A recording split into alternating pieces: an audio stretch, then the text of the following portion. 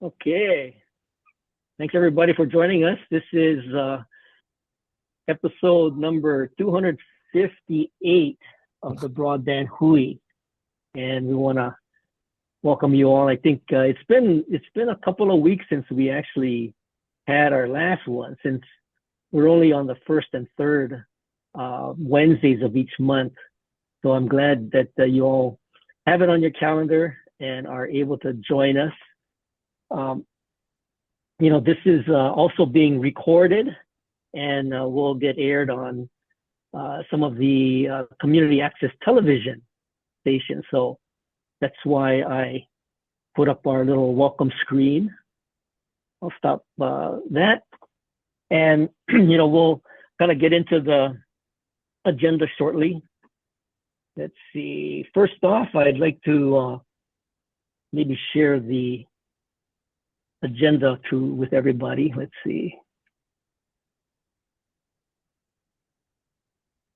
This is what happens when you have to kind of like do everything on your own.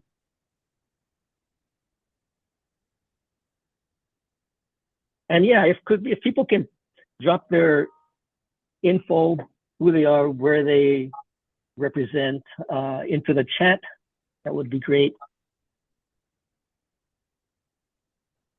Hold on, let me grab the link here.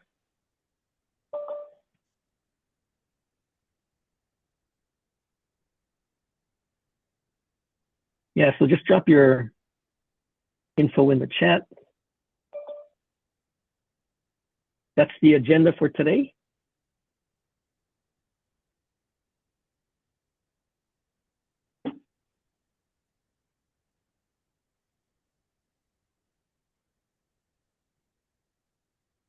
And before we kind of like launch into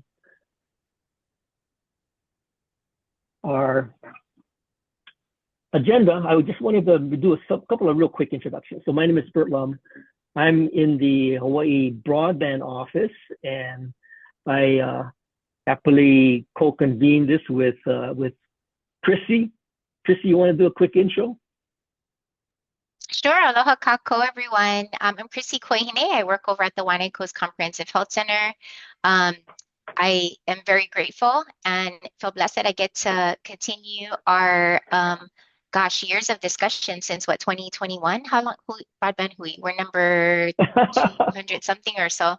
But really, this has been so beneficial to all of us in our within the healthcare ecosystem, and the different communities that we work with. And so, yeah, mahalo for everyone joining and giving of your time and expertise.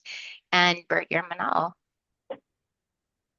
Yeah, no, thanks, Chrissy. And we actually have been convening the Broadband Hui since I think it was March of 2020, and that's when we had the stay-at-home order issued during the COVID pandemic. And what we had committed to do was try to meet every week until we successfully closed the digital divide. But we have gone to a kind of a bi-weekly arrangement where it's like the first and third Wednesdays, just so that we give people a break. I mean, I think they had enough of us. We're up to like 258, but I think had we gone every week, we'd probably be up in the 300s already. But I think it's a good pace for the first and third. What I'll do is also maybe do a little quick introduction. I mean, like give some of the first timers a chance to say hi. Kelly, you want to do a quick intro? Sure. I'm Kelly Kitavis. I work over at the State Workforce Development Council. Yeah, glad to be here. It's been a few weeks it hadn't worked out, so happy to join. Yeah, and especially for our first timers, this might seem like there's a lot of stuff that is thrown at you, and the Broadband Hui is really a community stakeholder convening. So there's a lot of folks that represent a variety of different, let's say, organizations and occupations. So it might be something to kind of check out the chat, see what they list as their organization, and that sort of gives you an idea as to the composition, of the Broadband Hui.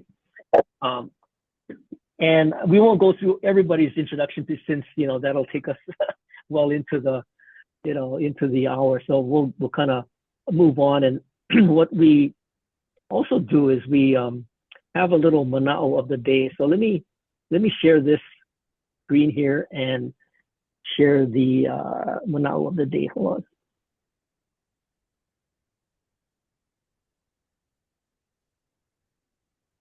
So I was in a talk that was being given by a developer, and the talk was about developing various technologies. And I think we're at a point where we're hearing a lot about AI and applications and how regulations might help to provide some guardrails around AI. And the thing that caught me about this particular slide was that it really speaks to the fact that whether it's social media or applications or various kinds of technologies, technology is neither good nor bad, nor is it neutral. And the thing that I wanted to kind of highlight is the fact that the last part of this word, nor is it neutral, is because a lot of it is being built by humans, and humans can have biases. So it's just, kind of a thought to consider that whatever you are using, and you are the sort of the vehicle by which this application or this technology is being used. It's also good to consider, where are those biases that might enter into the use or the conveying of whatever information, that particular technology is serving. So that's the manao of the day. Technology is neither good nor bad, nor is it neutral. So I wanted to share that with you all. And of course, on today's agenda, we have invited, and let's see, this is something that where's my agenda here. We were able to hear a presentation by this group called the AI Safety Awareness, and I thought it was really kind of a good overview of thinking about the use of AI and what it is that you might want to consider. So reached out to the organization, and Chang Lin you're the founder, right? You're the founder? Yeah. That's right. Co-founder. Yes. Yeah. Executive Yeah. director. So Chang Lin, I want to give you a chance to do a quick introduction and also, share a little bit about what is the vision and the purpose of this organization, which is a nonprofit. Yeah, definitely. Thank you for that, Bert. Yeah, so I'm Chang Lin. As Bert mentions, I head up the AI Safety Awareness Project. We're a 501c3 that focuses primarily on doing a lot of pro bono workshops for various community groups and for public institutions, municipal, state agencies, law enforcement, etc., on basically trying to get as many people a seat at the table in shaping where AI goes as possible. The basic idea here is that we believe almost axiomatically that a good AI future is one where there's more people who have a voice in shaping it. The prerequisite to having a voice is having an opinion on where it should go, and the prerequisite to having opinions is just knowing what's going on. We view sort of our role as that first step, letting people know what's going on, and very much not the second step.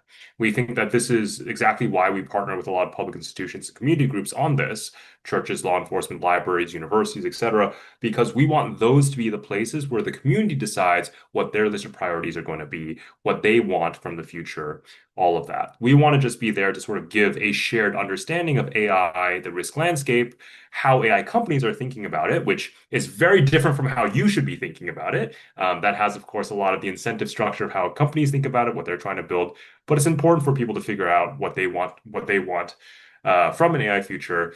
When you're doing that, you should be taking it into account how the companies are thinking about it. That's sort of the high level overview of what we do. Um, and ultimately, what it grounds out at, as I mentioned, is a lot of workshops. So some of the workshops that we do are much more focused on sort of introductory stuff of what AI is, some of the basic concepts in the field, where it might be going over the next 12 months, 18 months. And then some of our workshops are geared towards more technical audiences, where we'll go over a lot of hands-on coding of all the way up from like how to do evaluations and benchmarks of LLMs, all the way up to how do you write your own LLM from scratch for more advanced audiences, sort of different parts of the training pipeline. We also have ones that are more policy focused. We are not a policy advocacy organization by any means. We don't take positions for or against any particular bill. But during the course of a lot of our workshops, we have gotten a lot of questions from community groups of, okay, but if I actually wanted to shape AI, what are the levers? What are sort of the things that people are suggesting? What does the entire landscape of policy look like? And so we've developed some stuff there to answer those kinds of questions as well. But that is, yeah, a high level overview of myself and what we do.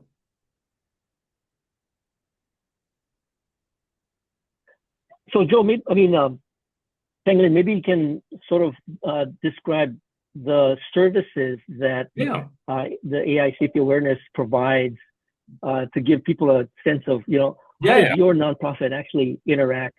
Yeah. So, I'll give a couple different examples from different sort of the different partnerships that we have. So, some of the stuff that we do, for example, is with libraries. So we have a couple of partnerships going with different municipal library systems. The two biggest ones that we have public partnerships with are the Chicago Public's library system, the Seattle Public Library System. We're also doing events with Oakland Public Library. With James Madison Regional Library out in Virginia. We've done some stuff, yeah, anyway, with the library systems across the US, mainly in the continental US, where those are oftentimes focused much more on basic education. So just understanding what is AI, where is it going, um, what to be thinking about when you're using some of these tools, that kind of stuff for a lot of audiences that maybe are more vulnerable to, say, AI scams or cybercrime or stuff like that, as well as ones that might be less familiar overall with computer use. These might be people who, don't maybe very rarely use a computer themselves. So we have those. As I mentioned, we also have ones that are more technical for people who, some of these are ones that we will run for academics, for academic faculty, that gets more to sort of the bleeding edge of research. Some of them are for people who are more in industry, who are looking to just figure out how do you even evaluate these LLMs. And then we also have ones that are focused more on public safety. That's what we do a lot with law enforcement and that sort of stuff that, as I mentioned before, some of the scam stuff, cybercrime stuff, also letting law enforcement know what the policy landscape looks like. So if they want to intervene in various places, what that might look like. And then a lot of what we do also is internal trainings for different agencies. Now, our trainings are somewhat different than I think a lot of the trainings that other AI organizations might give, mainly because we don't focus very much on AI upskilling. Our basic thesis there is that a lot of the companies that make these AI tools that they're selling to various groups are more than willing to provide free upskilling. After all, it basically results in free customers for their products. And so we don't feel that that's a particularly neglected field. What does seem more neglected is coming up with a high level intuition of understanding where AI is and where it's going, as well as high level intuitions on how to do evaluations of vendors. And that's sort of what we step in to try to do. The main name of the game for the single thread that kind of connects all our work with all the organizations we work with, whether it's again, and like sometimes we also go directly to community groups such as churches to try to make sure that they can be a watering hole for their communities to come together and talk about issues when it relates to AI, about how they feel and what they want to do about it. Our overarching theme through all this is proactivity.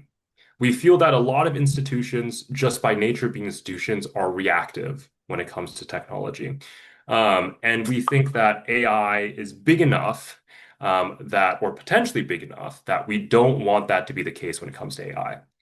We want institutions to be more proactive in thinking about what they want for their communities, what they want to represent for the communities on a national stage, and looking forward to where things might be going rather than what has already happened and what's happening right now.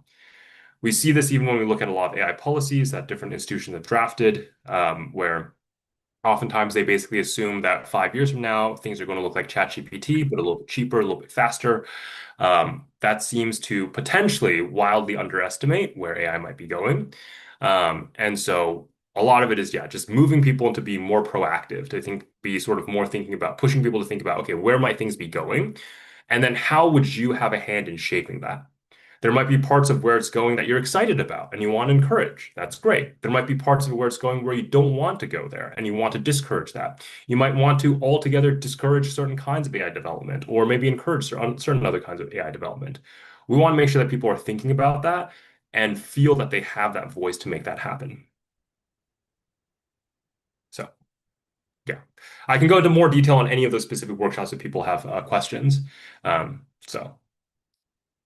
So, Cheng, when I first was introduced to your organization, Yeah. it was kind of positioned where you could afford to do this wherever, let's say, the libraries are located for no charge. Yes. So how do you go about delivering that? Yeah. And, given the fact that you're in multiple states, how do you actually you deliver the service? Is it over Zoom, or do you guys actually come out and do something? It depends. It depends. So sometimes it's over Zoom, sometimes remote.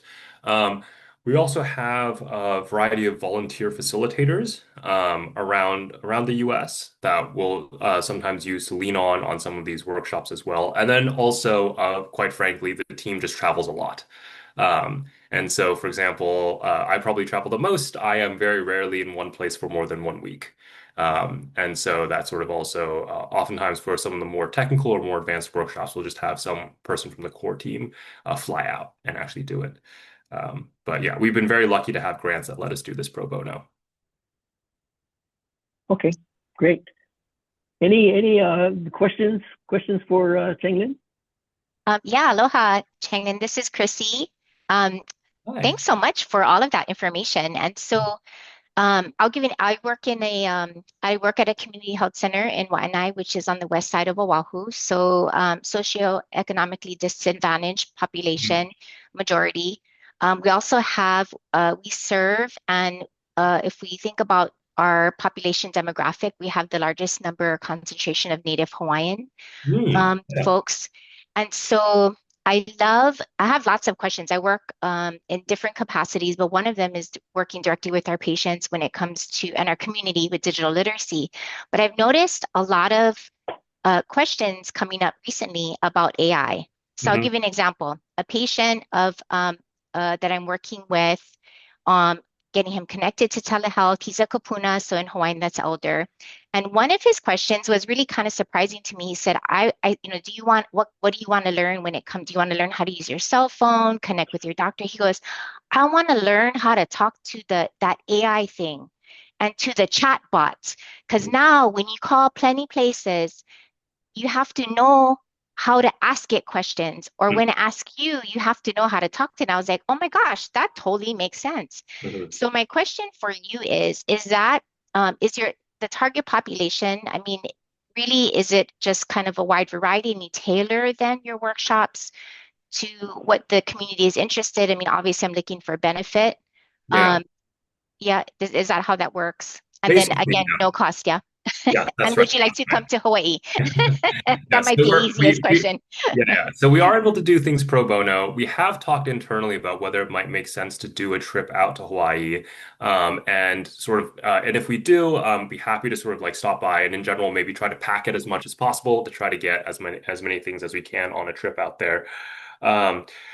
So to your questions there, yes, we do oftentimes work with organizations on customizing some of the material. For especially more vulnerable populations, what we oftentimes focus more on is scams and cybercrime, because that's the thing that we worry a lot about that is neglected. Again, sort of when we think about what the services we're providing, oftentimes we're thinking about what are the things that are neglected and aren't going to be filled by AI companies. Because again, like AI companies are very, very willing to train people up to use their products. It's more customers, so they're very happy to do that. We oftentimes are always thinking, okay, what are the holes that we can plug there? And that's the one we generally plug for more vulnerable populations. For ones who are a little bit more computer illiterate, just letting them know, like, hey, you might not have realized that scams can get to this kind of level. They can do some stuff. We also will sometimes do a little bit more training of how to use LLMs themselves and sort of what to watch out for, how to sort of use them productively. But again, it's usually not the focus. We've done it sometimes if there's a lot of demand for it, but it's usually not the focus because we feel there are other resources for that. That people Got can it. turn to. Because, like, again, the AI companies themselves are happy to teach people how to use their products. But we will sometimes do that depending on demand. Um, Okay. yeah. I do have one more question. So we're working with a really great group of teens. Mhm. It's called Tech Savvy Teens, and its co-founder is 15, and he realized that there was a need in working with his Yeah. own family during Yeah. COVID, and so they are very big. They're a workforce development program too Okay. for yeah, so folks that are in high school and then of course Yeah. coming out of high school. So they have a lot of certifications that they're already offered to their teens. But I was curious if that would be a good fit if we got them in contact with you, because what they've been doing too is addressing um, their majority of their people that they support are kupuna, and they use AI. The teams use AI, number one, to answer some questions that may be posed to them that they're not sure of. But then they've also have a lot of requests from Kapuna on how to use like ChatGPT. So I Yeah. was curious if that you offer that kind of coaching or instruction. We can consider it. The one caveat I will say is that oftentimes we usually don't work with minors, simply just because it's a little bit legally thorny. And so we usually, but like we're happy to discuss what it might look like. That's the main caveat I'll just say. Mhm. Is that like that sounds like great work. There's in general a lot of fantastic AI organizations that are started by high schoolers. And so I'm really hard to see that. But yeah, well, in terms of like direct collaboration, we have to look at it a bit more clearly simply because they're minors. That's the Okay. it just makes it a little bit Well, trickier for us. Yeah. okay, awesome. Well, it sounds like you're open to at least meeting them and open the conversation. Yeah. Okay, great. Thanks so much for that information. Yeah. Yeah. Yeah. And I mean, in general, another thing that we're always excited to see from the younger generation is them also having a voice in like what kind of AI future they want. There's an organization here called Encode AI. I don't know if you've heard of them. They were started by also, I believe their founders started Encode when she was either 15 or 16. And now they've really sort of grown into a powerhouse in determining some policy things for themselves.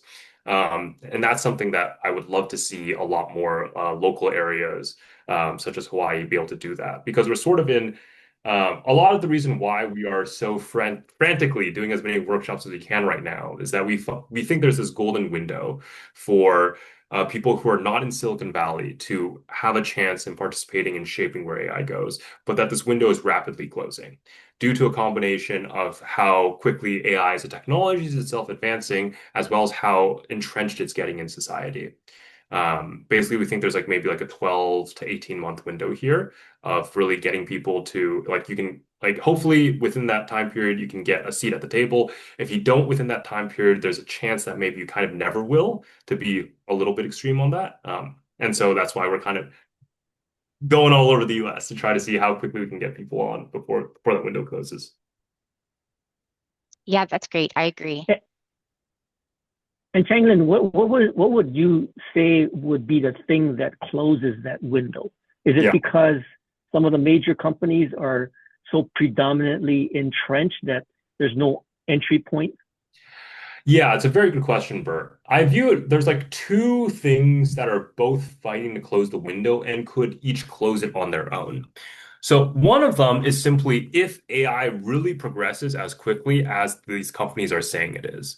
Now, like we should always take what companies are saying with a grain of salt. There's a lot of incentives behind the way that they're sort of selling their products.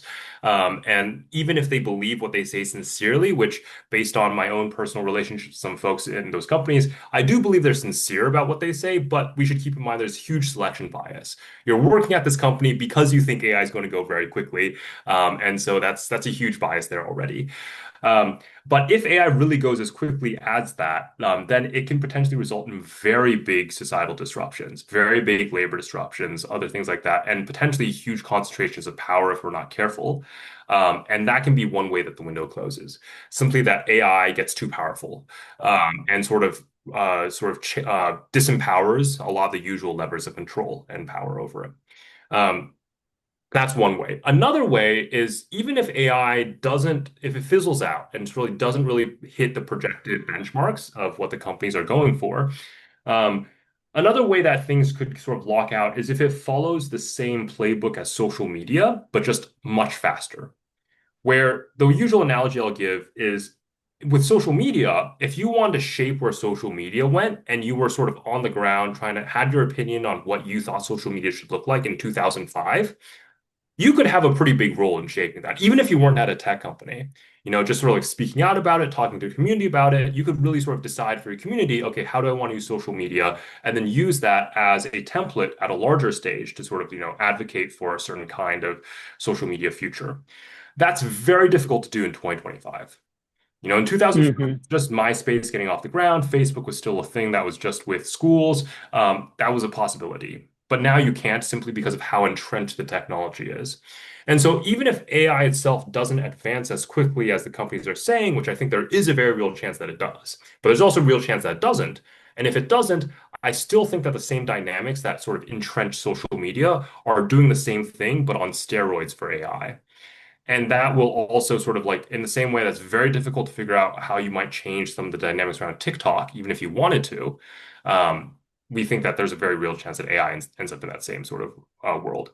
And that's like kind of to your question a little bit, Bert, a little bit about sort of like what the companies themselves are doing, but it's also just how society is using AI. And at a certain point, when it's entrenched enough in a lot of sort of society, it's just very hard to move the needle one way or the other. No, that's great. That's great to hear. Changlin, what do we do to get you connected with Hawaii, which results in your actual, physical coming out and maybe conducting some workshops? Yeah, I think a lot of it basically boils down to for us, it's basically how many people do you think we can reach with some of these things, and how many events can we potentially all crowd into the same span of time. Just want to make sure that basically we can come out there and really hit as many and like sort of do as many workshops as possible before we leave. That's the main thing. Yeah. The other thing that would also be really interesting there is that one of the things we've been really interested in seeing is can we get areas that are not just Silicon Valley to have a voice in AI governance and policy as well. Now, this is something where, again, we have to walk kind of a fine line for ourselves as a nonprofit because we don't do any policy advocacy. We're also 501(c)(3). So in many ways, it's been a very benign sense of pressure where we're not allowed to do it in many ways. But we want more communities to formulate their ideas on their own and advocate for their own ideas on the national stage. Because again, we think that there's sort of this golden window for people who are not just part of the Silicon Valley big tech elite to be able to have that voice, but that window might be closing. And so that's like sort of a thing that would be really, really like a big sort of factor for us as well, is if we think that like, hey, there's like really a chance for Hawaiians to have a series of deep conversations for them to decide themselves in their own communities, hey, what do I want when it comes to AI? What do I not want when it comes to AI? And then have sort of a coherent picture that they can then present to policymakers on that. That would be amazing. That in many ways is sort of like what we want in terms of the AI governance stuff that we're working on is we want communities to have these conversations, to decide for themselves, this is what I'm excited about, this is what I'm concerned about, and be able to then explicitly verbalize that to other people. So that's great. That'd be really cool. Yeah. And I'm assuming that timing wise would probably be sometime maybe the first quarter of next year. That's probably right. Yeah. I imagine that as the holidays we generally move very quickly because AI moves very quickly. So we're happy to go to places with very little advance notice. But I imagine just with the holidays coming up, that probably, it's going to be harder to do things logistically. Yeah. Okay.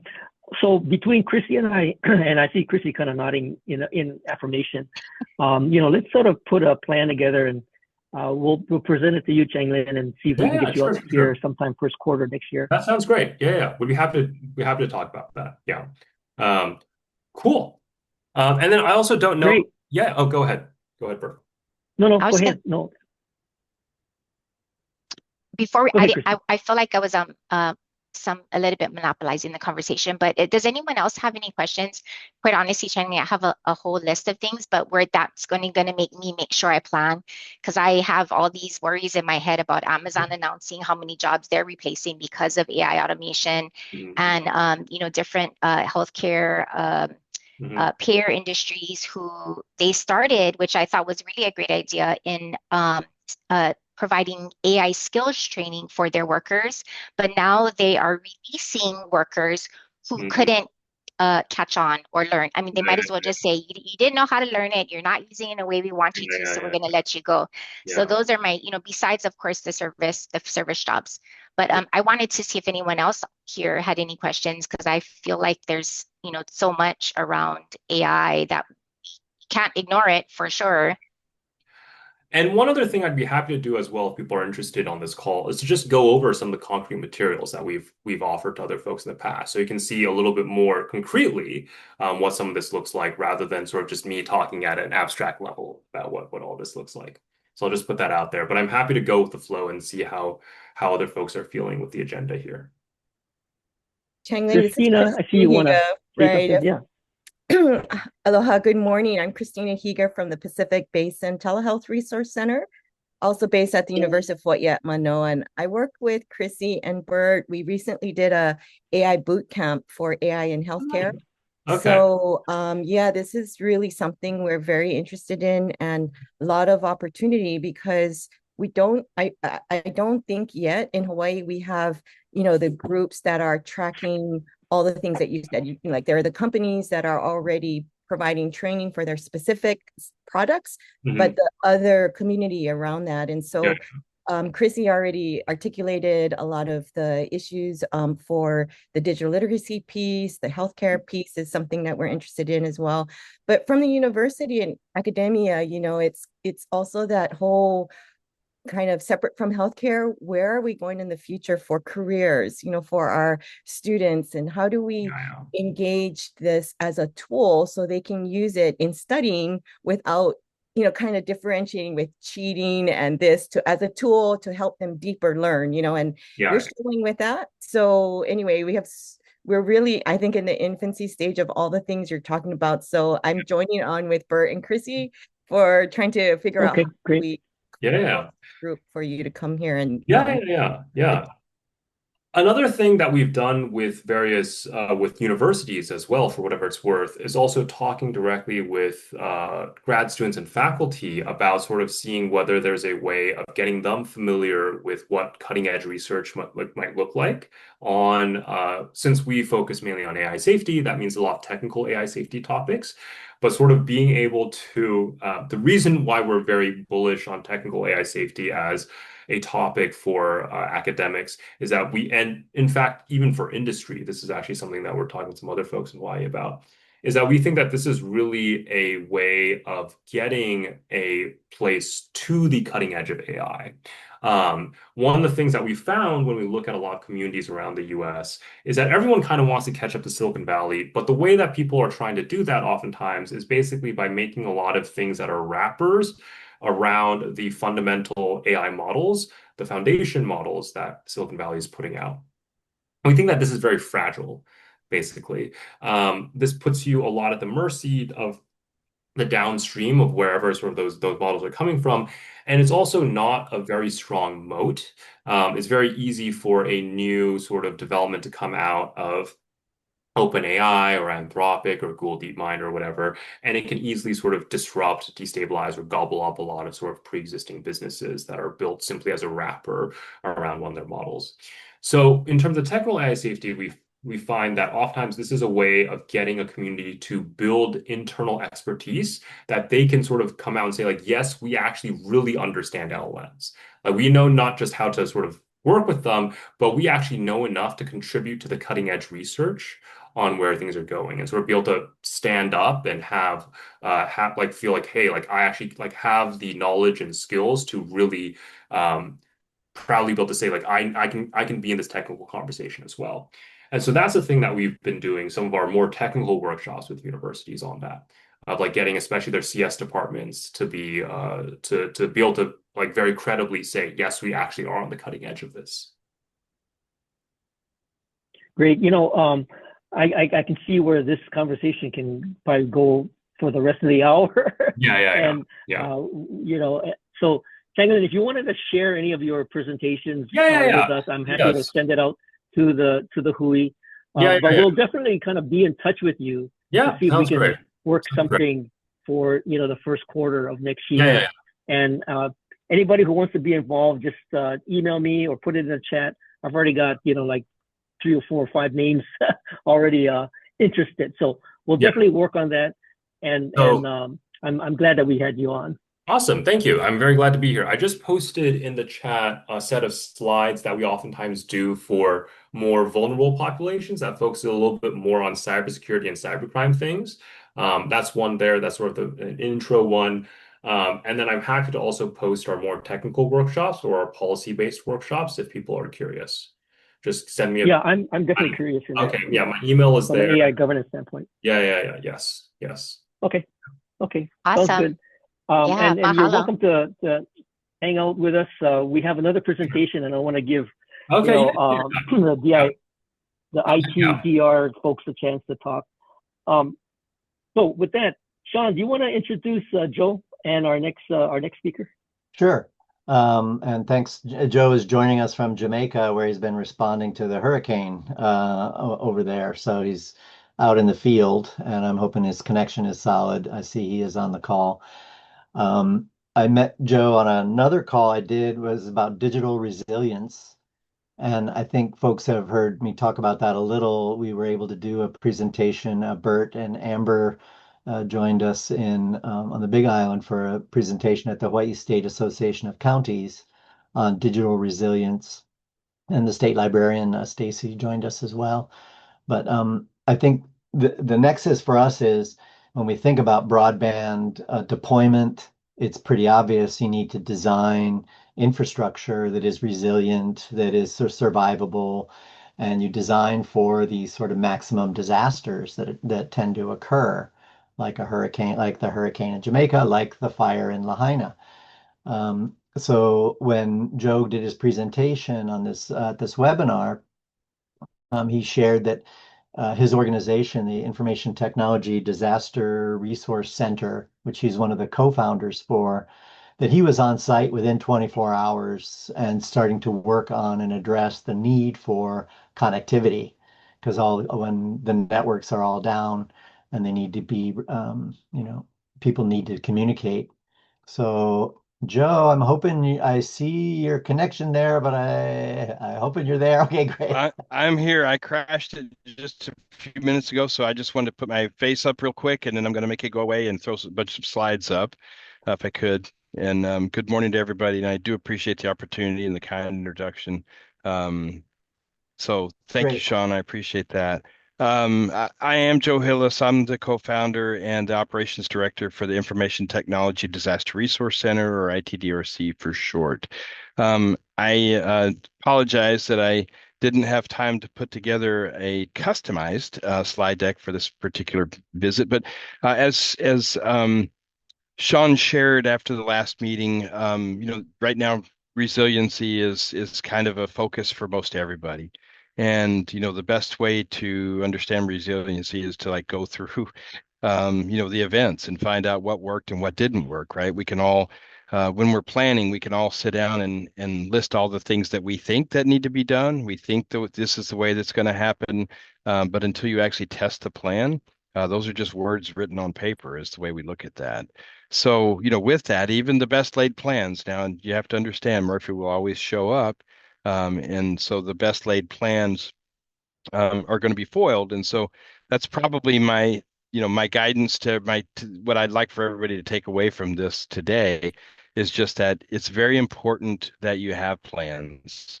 that you understand that when there's a disaster, try to figure out what exactly your objectives are, right? And generally it is to make sure that people, or at least in our world, our organization, and I just want to make sure that you guys can see, hopefully, the slides. Are they up for you guys? Yeah, that's Okay, good. thank you. All right. Um, so yeah, I think the goal for us really is just to try to make sure that connectivity is the heartbeat of everything. And just by the obviously what this group stands for, you guys get it, you understand that. But most people don't get that. They don't realize that how critical communications are until they don't have them. And the same thing happened obviously in Lahaina. Um, and the same thing in Jamaica. And I, again, it's really difficult to, it's in a lot, and it's so similar, right? This Category 5 hurricane that came and took out half of this island, half of this country, is just a larger, grander scale of what happened in Lahaina. So anyway, I know that I don't have a lot of time, so I'm just going to kind of run through these. I'm happy to, take discussions, happy to follow up in anything there. But to Sean's point, we did get a request out of the State Operations Center. Actually came from the FEMA side of it, and so they called while the fires were burning, and they said, you probably need to be here. And their first goal is that we got connectivity to the shelters. So again, within 24 hours, within 24 hours, we were on the ground. I went to Honolulu directly, which is to meet at the State Operations Center. After a brief meeting there, then we flew over to Lahaina. And I'm sorry, flew over to Maui, which is where we started putting in, all of our plans, if you will, started building plans and doing that. So your initial request was for connectivity in 4 shelters. Now, concurrently, ITDRC we're the sweetheart of the tech sector, if you will. We're a nonprofit organization. We have about a little over 5,000 members around the world. But we do have a large number of connectivity assets. We have partnerships with a number of all the most recognizable names, right? And the Starlinks, the AT&Ts, and the T-Mobiles, and the Verizons, and all those folks. And so we are kind of a vehicle for them to make sure that their assets, that their people, products, and dollars are put to good use in reconnecting communities during or after a crisis. So for us, our initial actions were to mobilize people to the State Operations Center. That is where, in theory, they have a better understanding of the bigger picture, not so much tactically on the ground, which, what has power, what doesn't. It's kind of the 30,000 foot level, if you will.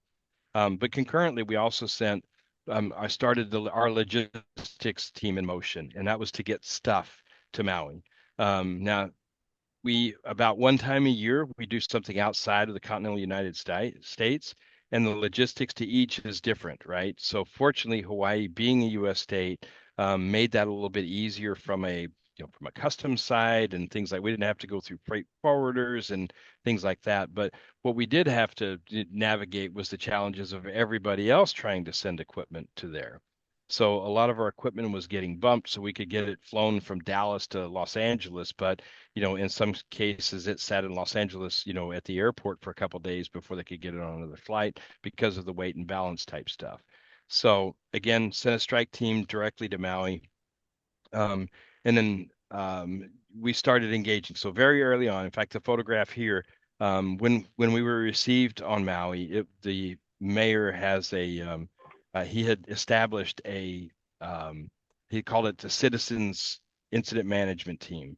And it was basically the people were representing the people who were impacted. So it wasn't the government incident management team.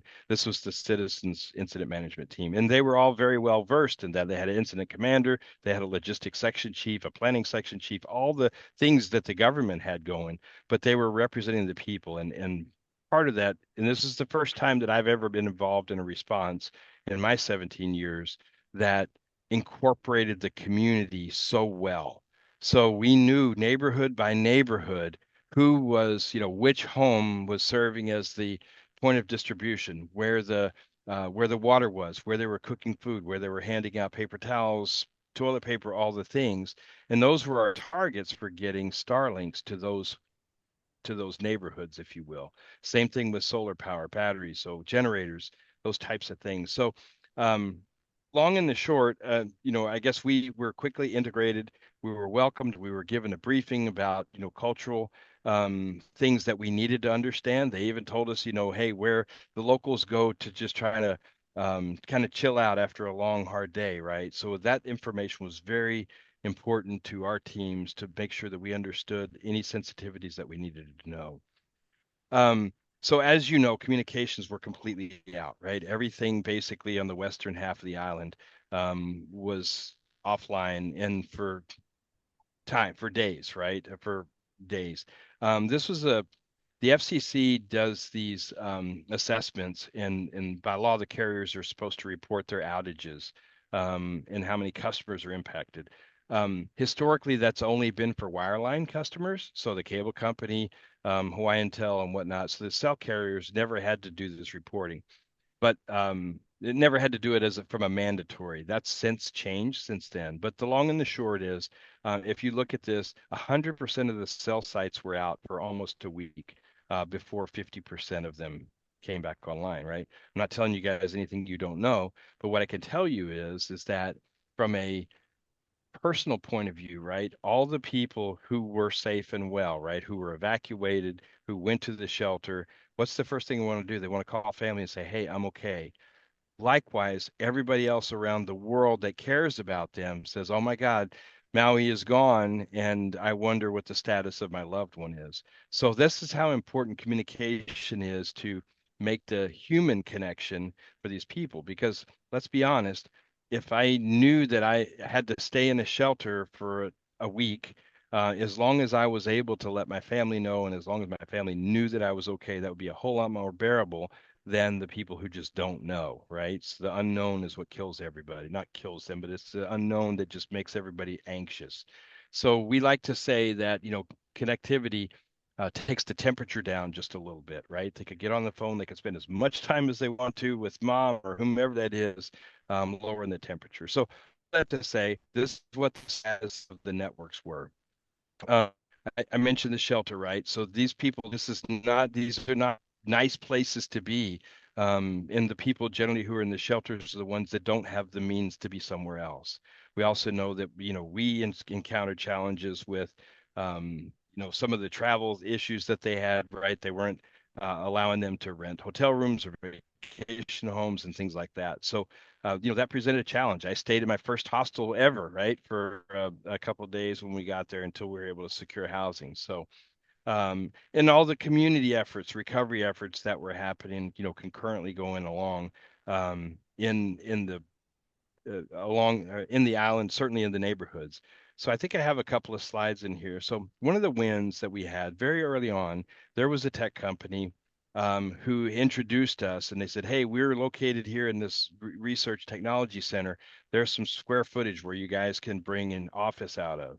And granted, you guys know it's on the other side of the island from where we were actually working, but this turned out to be this key little thing, having a place for, for us to receive things, for our crews to work out of, do the planning out of, and whatever, was really super, super important. And we'll be forever grateful for that.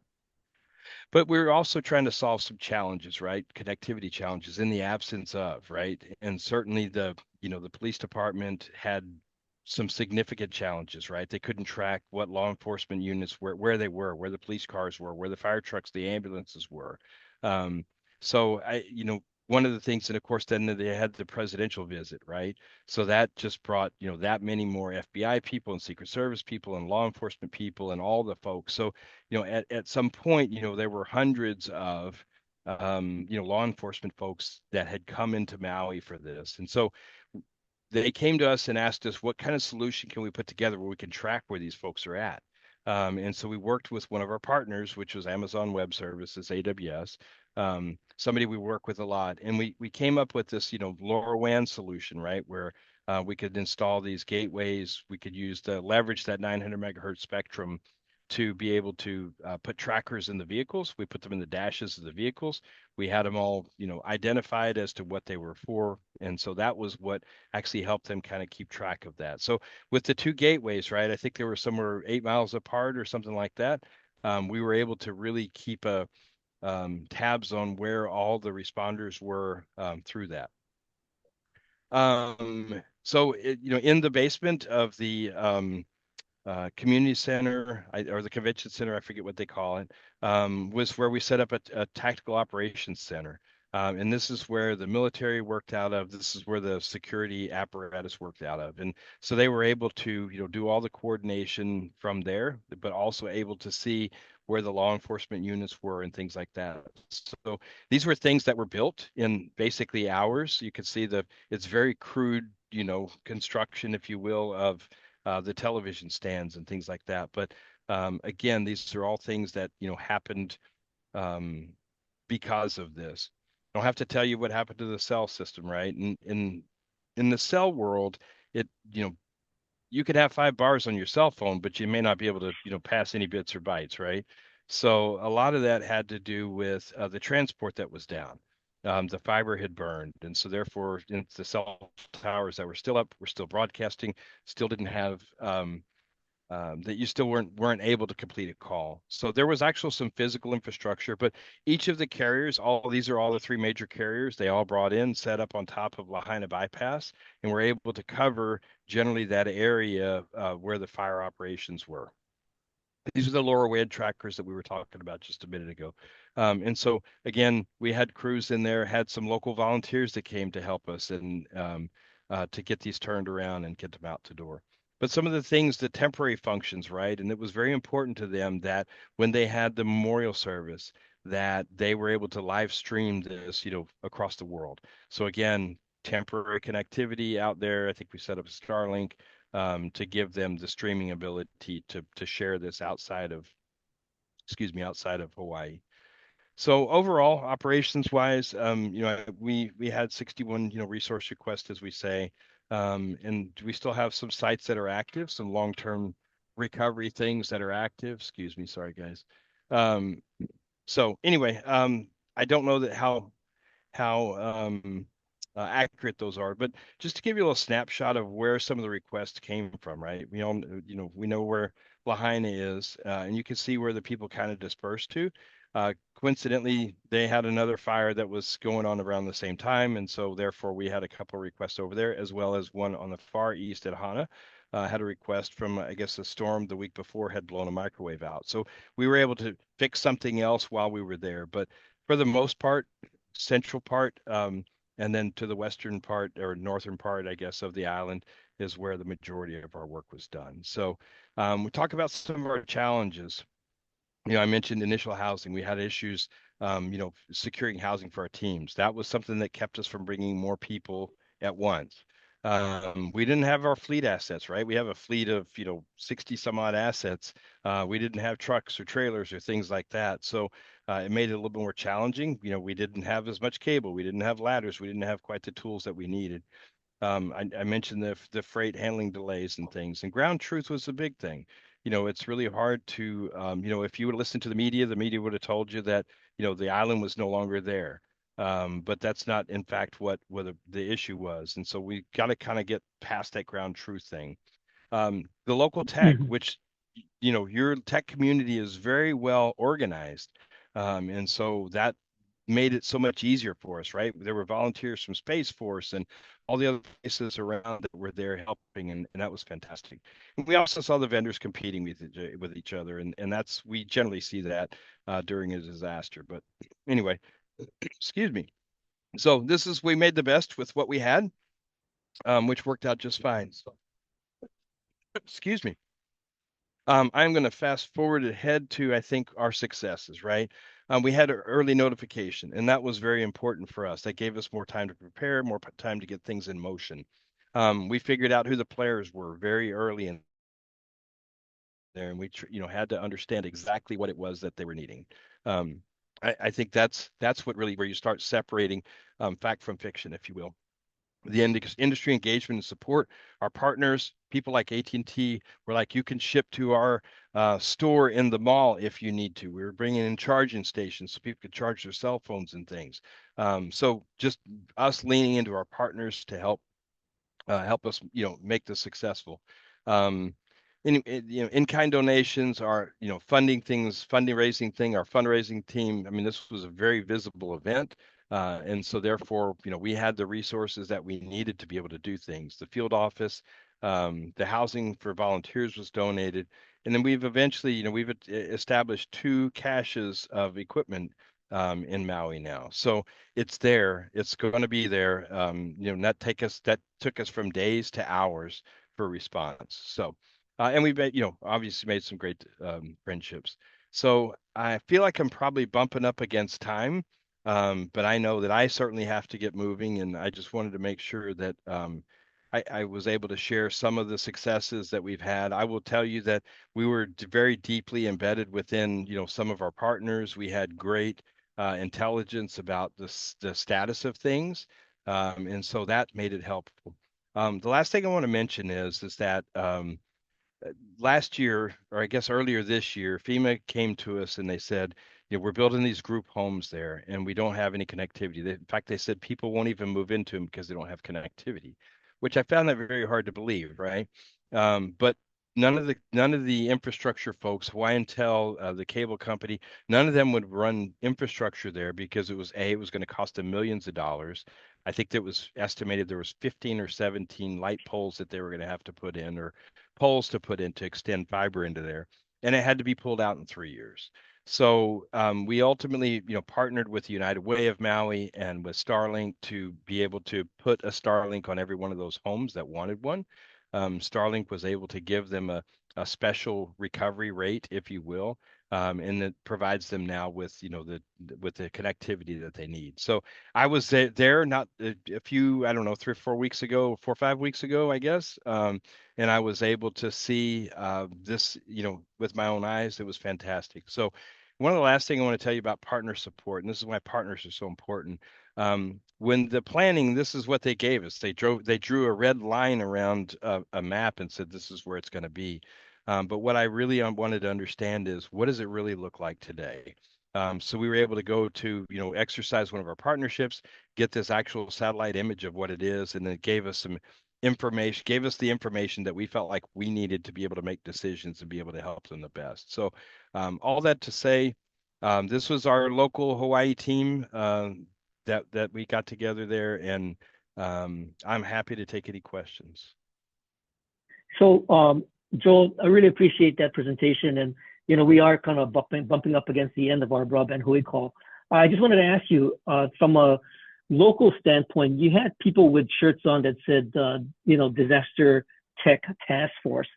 Are there points of contact that we might be able to contact to bridge the relationship between people on the ground here that you're able to connect with, and then we have a connection with you, so we can sort of bridge that if there was a need in other locations? Mm-hmm. Yeah, so we do have, so during this event, I think there were about 45 local tech people in Hawaii that signed up to volunteer with ITDRC.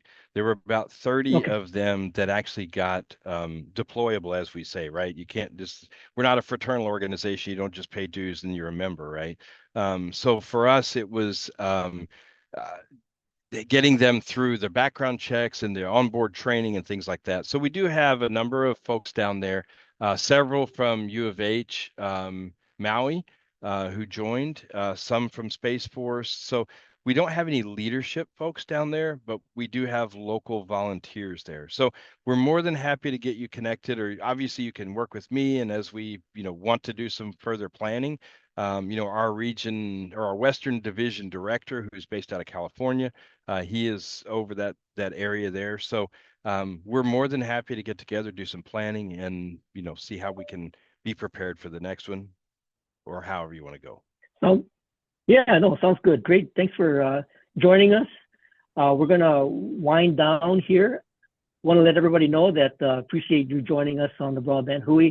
We'll be back on the 3rd Wednesday, which is November 19th, just to make sure. So between now and then, you all take care and you all stay awesome. Aloha. Aloha, ahuiho. Hey, mahalo. Oh, shucks, Joe dropped off. That was really great. I'd like to stay in contact with him.